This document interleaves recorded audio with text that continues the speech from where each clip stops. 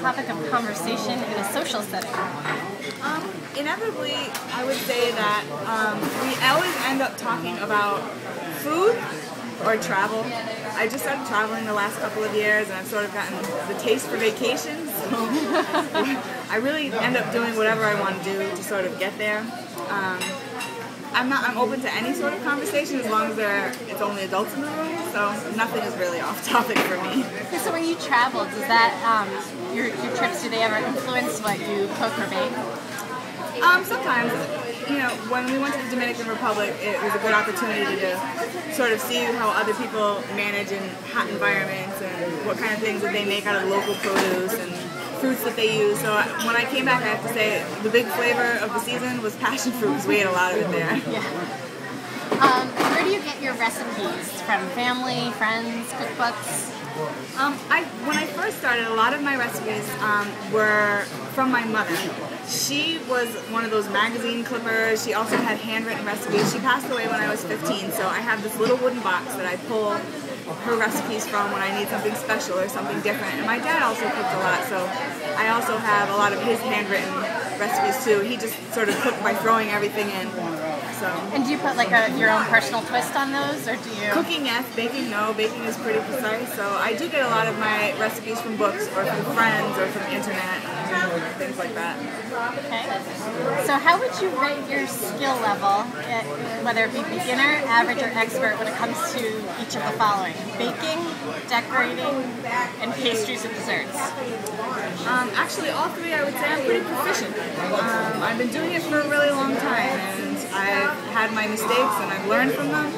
So I'm pretty proficient. I would say most proficient at pastry and desserts. The second would be decorating. I have a lot to learn, but the things that I take on, I definitely will tear apart and start over if it's not perfect. So. Right. Okay, so in terms of your decorating skills, how do you do when it comes to time constraints? Can you, and they give a couple options, get it done quickly, it's not a problem, tend to take your time no matter the constraint, you get stressed out and often don't finish, or are you usually happy with the end result?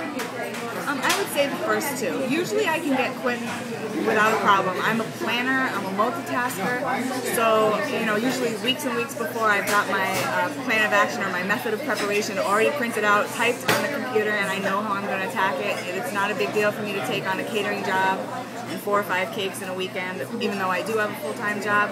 Occasionally I do take my time. There's a lot of detail-oriented work when I do painting and sculpting and things like that.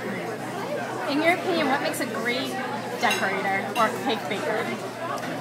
In my opinion, somebody who's willing to be creative, somebody who can work on the fly, somebody who's willing to take someone's vision and take it to the next level. Mm-hmm. And what makes a bad decorator? The opposite. Anybody who can't think on their feet, anybody who, has to go with the standard, boring, piped cake decoration, learn to step outside of your box a little bit. Mm-hmm. Yeah.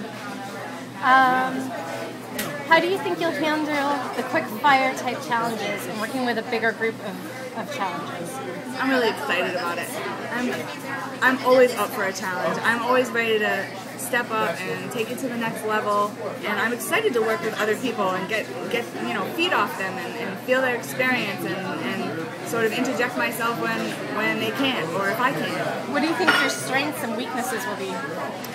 I think my weaknesses will probably be trying to plan too much, working on trying to, take it down a little bit and learn how to take it as it comes more often. And I think my strength will be my organizational skills and my ability to be creative and lead.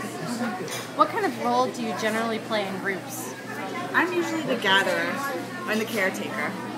I look forward to feeding everyone, making sure everybody's okay, getting everybody together, keeping everyone in touch. That's usually my role. Would you describe yourself as competitive? Extremely competitive. I'm extremely, extremely competitive. In this last year, I've lost 75 pounds, and I did it, primarily through hard work and exercise, and we had a challenge in the gym, and I had to beat everyone. We had a 6 weeks period to do it, and I lost 24 pounds in that period, so I'm always ready. If you put it in front of me, I'm going for it. So if you're up against other contestants, will you be competitive in order to win the cash and the prizes? Absolutely. So how far are you willing to go?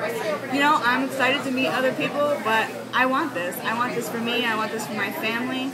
I want this to learn. So I'm ready to do whatever it takes. What does this mean to you and your family, winning? It means a different life for us. It means being able to finally give myself the permission to do the things that I really want to do. My kids are older now. They're 20, 17, and 14, and even though they still require a lot of me, I feel like it's okay for me to want this for me. So it's my time. How do you handle stressful situations? How do you react? I'm a plow through it kind of person, so I may freak out for a quick second, but then I come down and I think about it and I figure out how to fix it and how to solve it, and I move forward. What was the most stressful time in your life, and how did you handle it? I would say the most stressful, there were two. The death of my mother when I was 15, and at 15 you don't handle much very well. You're young and hormonal, and but I made it through high school. I went on to college. I have a beautiful family. And the other time was my husband got laid off from his long-time job. So I had to adapt. We all have to adapt in this economy. So I stepped up my baking. I made a website. I got cards printed. I made sure that everybody who believed in me knew what I was doing, and it really helped. What does baking and cake decorating mean to you?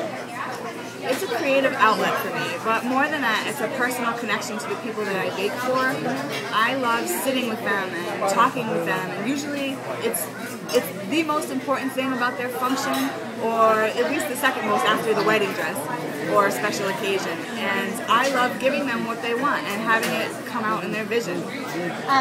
So you mentioned that baking kind of helped you when your husband lost his job. So how exactly did it help you? I mean, aside from the money, was it? It gave me an outlet. It gave me something else to focus on, something positive to focus on. Everything at that time that seemed to be a negative. And it helped me stress-wise too, because it kept me busy. I was, less apt to bark at people. I was busy, so it was great. Why do you want to be on the show? I want to be on the show primarily because I would love to learn from everybody there. All of Buddy's apprentices, all of his sculptors, his painters, his cake carvers, things that would take me years and years and years to get adept in. Are you hoping that your experience on the show will help you in your own business?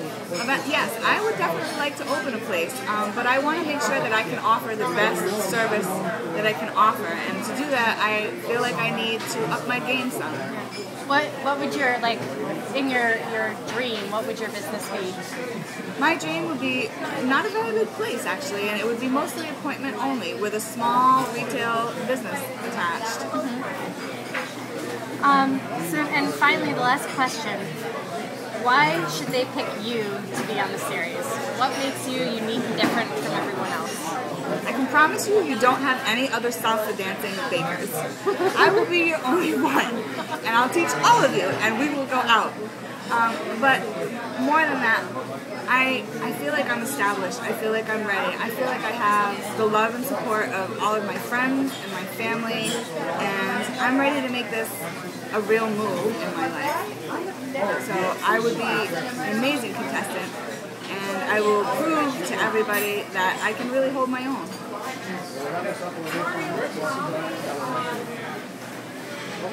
I just want to say a little bit about where we are. I live in Providence, Rhode Island, and we are a very eclectic community. But where we are right now is in Federal Hill at this amazing Italian import store called Benda.